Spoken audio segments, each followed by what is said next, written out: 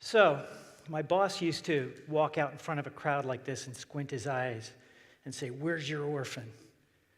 So I'm asking, where's your orphan? Tonight's theme is awake and aware, but awake and aware can be a fleeting thing. Back in the early 2000s, the cause of AIDS in Africa was everywhere. You couldn't find a 30-second spot of any kind of media where there wasn't some celebrity out there trying to get out in front of this cause. But where is everyone now? Every day in sub-Saharan Africa, 2,000 men, women, and children will die from AIDS-related illnesses.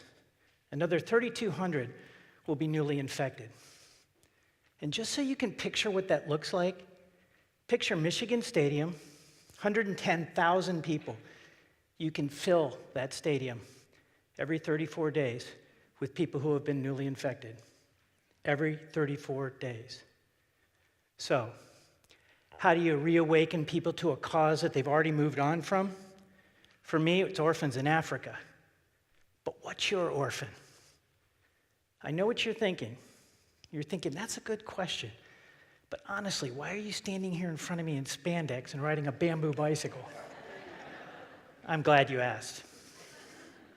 This past June, a team of 40 of us left Kampala, Uganda on these bamboo bicycles for a 600-mile ride through Uganda, Kenya, and Tanzania to raise money for the work that we do in Africa. But along the way, something amazing happened. People on 3 different continents were reawakened to the cause of AIDS in Africa. We had on our team Americans, Europeans, and Africans. And in the months prior to that event, we were all out there training, yes, but we were also out there sharing with anyone and everyone who would listen to us about this awful disease and the impact that it's had on Africa. The very act of getting out there and looking someone right in the eye and asking them to get involved in a cause that they already know they should be involved in.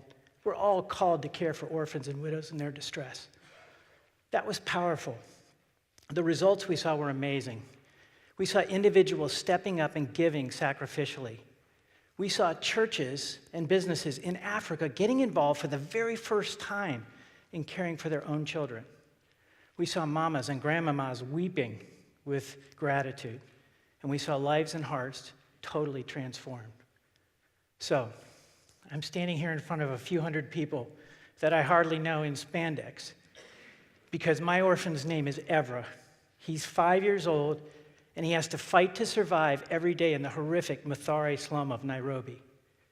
I'm asking you to give me the chance to come back here and tell you more about how you can reawaken people to your cause, to any cause, to your orphan.